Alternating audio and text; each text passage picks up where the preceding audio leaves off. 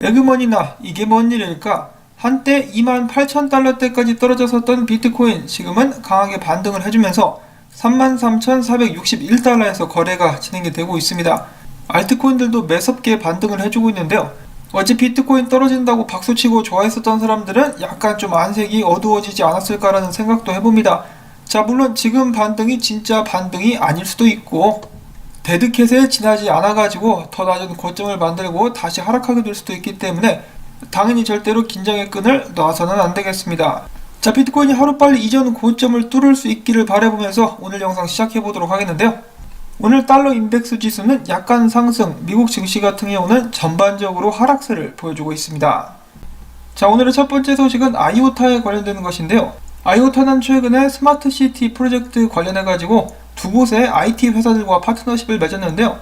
그 중에 한 군데는 대한민국의 옵제퍼 파운데이션, 그 다음은 유럽의 탱글허브, 이 둘과 파트너십을 맺었고 그들은 이러한 파트너십 및 확장을 통해서 스마트시티 기술을 활용해서 아시아 및 유럽의 부동산을 디지털화한다라는 계획을 가지고 있다고 합니다. 자, 한국에서 가장 뜨거운 시장이 부동산 시장이라고 볼 수가 있겠는데요. 과연 부동산의 디지털화는 어떤 변화를 불러일으키게 될 수 있을 것인지 기대를 해보도록 하겠고요. 자, 그 다음에 갤럭시 디지털이 CM에 이어서 2월 중순쯤에 이더리움 펀드를 출시하겠다라고 밝혔습니다. 이더리움의 많은 상승을 기대를 해보도록 하겠고요. 자, 그 다음에 대량의 USDT 준비금을 보관 중인 바마 소재은행인 델텍, 바로 테더의 거래은행인데요. 그곳에 부사장이 나와서 이렇게 이야기를 했습니다. 모든 테더는 준비금에 의해 뒷받침되고 있으며 테더 준비금은 유통량보다도 많다. 우리가 직접 준비금을 볼 수 있기 때문에 확실하다라고 강조를 한 것인데요. 최근에 암호화폐 시장이 불안감을 조성했었던 이유 중에 한 가지가 바로 이 테더퍼드였었는데, 일단 준비금에 관련된 그런 의혹들은 이런 발언을 통해서 어느 정도 해소를 시킬 수 있지 않나라는 생각을 해봅니다. 자, 그런데 여기서 짚고 넘어가야 될 문제가 있는데요. 테더 같은 경우는 준비자금 중에 일부를 비트코인에 투자를 해놓고 있는 상황이죠. 근데 비트코인 가격이 떨어져 버리면은 준비자금도 같이 떨어질 수가 있겠고, 테더사가 준비금의 일부를 비트코인으로 보관하기 위해서 테더로 비트코인을 사게 된다 그러면은 테더가 많이 찍혀가지고 비트코인 가격이 올랐다, 이런 식의 꼬리표는 좀 달고 다니게 될 수도 있겠죠. 자, 아무튼 이 테더 사건이 하루빨리 종결될 수 있기를 바라보고, 자, 그 다음에 어제에 이어서 새로운 미국의 재무장관으로 지명이 된 제닛 옐런에 관련된 이야기가 있는데요. 자, 처음에는 비트코인이 불법에 많이 사용이 된다라고 이야기를 했었다가 최근에는 약간 그 어투를 바꿨다라고 하죠. 암호화폐와 디지털 화폐의 이점을 고려해가지고 불법보다는 이 합법적으로 활용될 수 있는 방안을 강구해야 된다라고 이야기를 하기도 했었다라고 합니다. 자, 무엇이 이 사람의 이러한 암호화폐에 대한 적대감을 누그러뜨렸을까?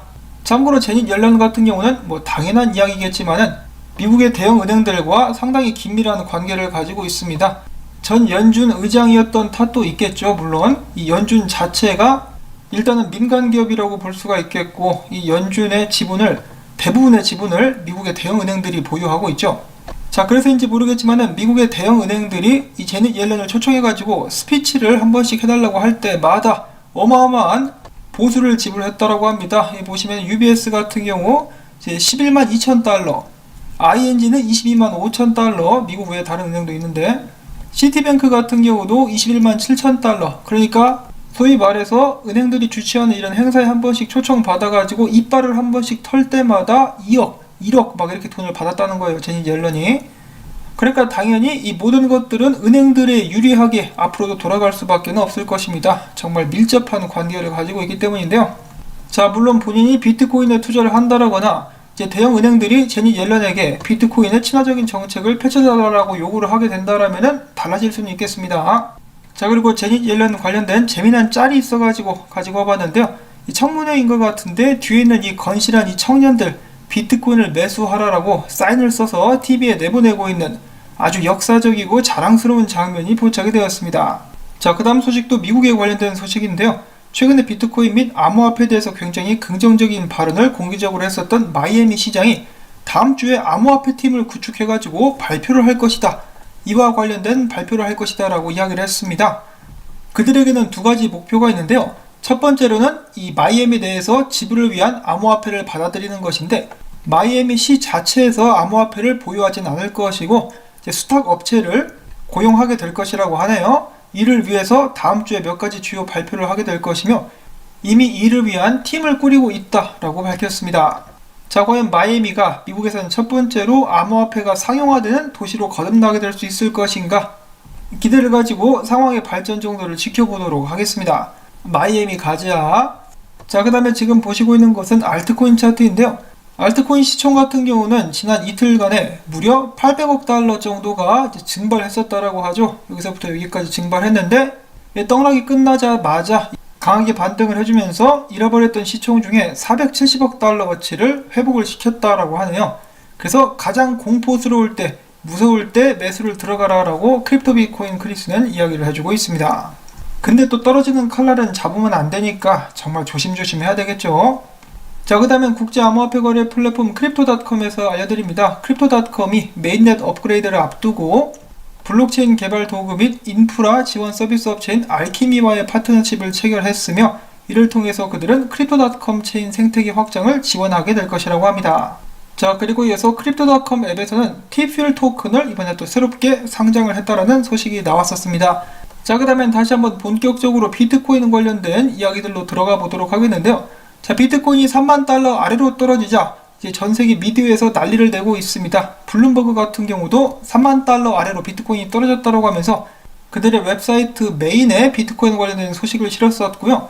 이제 한국에 있는 여러 포털 사이트도 어렵지 않게 비트코인이 떡락했다는 소식을 이제 전하고 있었습니다. 그러면 또 사람들이 벌떼같이 달려들어가지고 하는 말이 있죠. 이럴 줄 알았다 뭐 이런 거 있었는데 저는 오히려 잘 됐다라고 생각을 합니다. 사람들이 좀 관심을 안 가졌으면 좋겠어요, 비트코인에. 자, 아무튼 어제 비트코인이 28,000달러대까지 떨어지게 되면서 정말 오래간만에 무려 3개월 만에 이 암호화폐 심리지수가 중립은 건너뛰고 공포 단계까지 떨어졌었습니다. 자, 공포에 살아라는 말이 있듯이 어제 매수를 들어갔었던 사람들은 오늘 반등을 맛있게 케찹 찍어가지고 얌얌쩝쩝 먹고 있을 것 같습니다. 자, 그 다음에 비트코인에 관련된 이 같은 맥락의 두 가지 정보들을 한번 가지고 봤는데요. 첫 번째로는 GBTC 프리미엄이 40%에서 30%까지 크게 급락을 했다라는 것입니다. 자, 여러분들도 아시다시피 인기가 많은 상품은 프리미엄이 붙습니다. 근데 프리미엄이 하락했다라는 것은 그 전만한 수요가 없다라고도 볼 수가 있는 것인데요. 이 프리미엄이 급락하는 것은 일부 기관 투자자들이 비트코인의 가격 상승에 따른 차익을 현금화 시키거나 프리미엄을 중개하고 있음을 시사한다라고 하면서 더블록은 이야기를 했습니다. 자, 그런데 프리미엄이 좀 떨어지긴 했지만은 이번 비트코인 같은 경우는 수요가 꾸준히 유지되고 있는 상황이다라고 더블록에서는 이야기를 하고 있는데요. 그에 대한 예로 그레이스케일이 새롭게 무려 35,159개의 비트코인을 지난주에 매수를 들어갔다라는 것입니다. 이를 봤을 때 기관들에 대한 수요가 여전히 엄청난 수준이다라는 것을 알 수가 있다라고 하는 것인데요. 그러한 문서는 SEC에 제출된 문건에서도 확인을 해볼 수가 있었다라고 하네요. 일주일 만에 35,159개. 그래서 파는 곳도 있는데 사는 곳도 있다. 손바꿈이 이루어지고 있는 것은 아닌가라는 생각을 한번 하게 됩니다. 자, 그 다음에 이 프리미엄에 관련해가지고 크립토쿼언트의 CEO인 주기영 대표도 한마디를 했는데요. 이 코인베이스 같은 경우 가격이 쭉쭉 올라갔을 때 항상 일정 수준 50달러 이상의 비트코인 프리미엄이 붙었었는데 최근에는 이 프리미엄이 좀 빠지면서 고액 자산가 및 기관 투자자들이 매도를 하고 있음을 알 수 있다라고 이야기를 했습니다. 한때 비트코인에서 꾸준히 50달러 이상을 유지했었던 비트코인 프리미엄이 최근에는 마이너스 122달러까지 떨어지기도 했었다라고 하는데요. 그만큼 매수보다는 매도하는 사람들이 더 많다. 매도세가 더 거셌었다라고 이제 풀이를 하고 있는 것이죠. 그러면서 그는 이야기하기를 전에는 28,000달러가 바닥이 될 거라고 생각을 했었는데 이제는 28,000달러가 바닥인지 확신을 할 수 없게 되었다라고 이야기를 했습니다. 그러니까 그 밑으로도 가게 될 수 있을 것 같다라고 이 상황을 좀 안 좋게 보고 있는 것이죠. 확실히 최근에는 비트코인을 흔들기 위한 가짜 악재들이 판을 치는 그런 모습들이 보여졌었는데요. 어제 저도 방송에서 말씀을 드렸다시피 비트코인 상에서 이중지불은 없었습니다. 그런데 이런 가짜 뉴스에 흔들렸었던 사람들도 많이 있었고 사실 여부를 확인하지 않고 비트코인을 매도한 캐나다의 증권거래소 상장사도 있었다라고 하는데요. 넥스텍 AI 솔루션즈가 이러한 가짜 소문, 비트코인 이중지불이 있었다라는 것을 듣자마자 뭐? 그런 일이 있었어? 그럼 다 던져! 라고 하면서 비트코인 130개를 팔았다라고 합니다. 이거 뭐 거의 코린이가 할 법한 실수를 이 상장사가 했다라고 볼 수가 있겠는데요. 자, 그러자 마이크로스트레이지 같은 경우는 얌얌 비트코인이 조정을 받자 314개의 비트코인을 추가적으로 매입을 했다라고 합니다. 참고로 평단가는 31,808달러라고 하네요. 그래서 여기서도 손바뀜 현상이 좀 일어나고 있는 것은 아닌가. 자, 그리고 이어서 비트코인 매입에 관련된 소식은 또 있는데요. 스카이브리지, 얼마 전에 비트코인 펀드를 조성한다라고 해서 크게 화제가 됐었는데요. 이들의 사업 구조 방식도 제 GBTC랑 좀 비슷합니다. 고객들이 비트코인을 원해서 매수 요청을 하게 되면 그 자금을 받고 비트코인을 대신 구입해서 피델리티 쪽에다가 수탁 업무를 맡긴다라고 하는데요.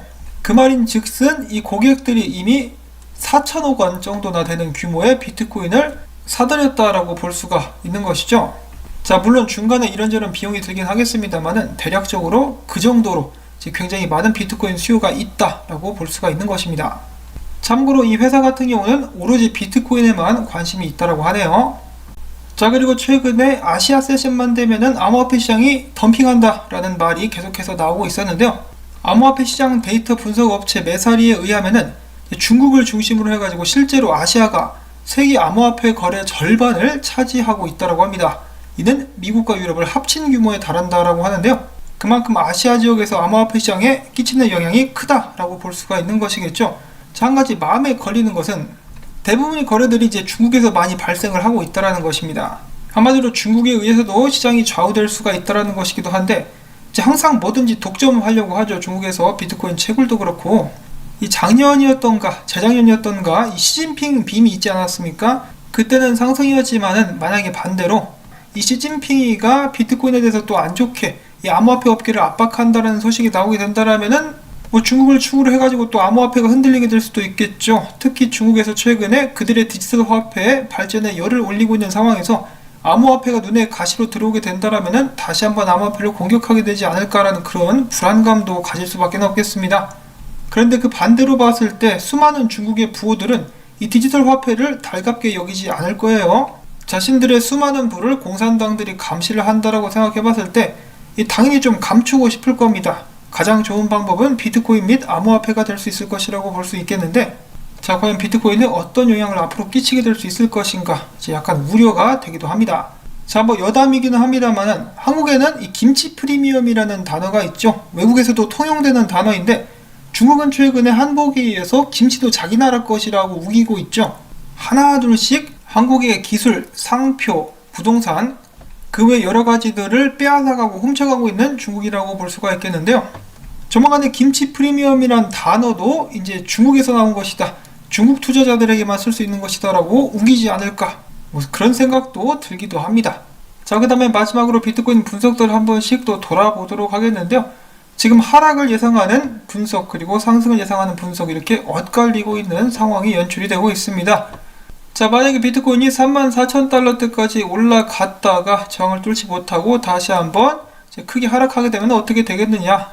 특히나 또 곧 있으면 중국에서 비트코인을 많이 파는 시즌이 다가오고 있죠. 춘절이었던가.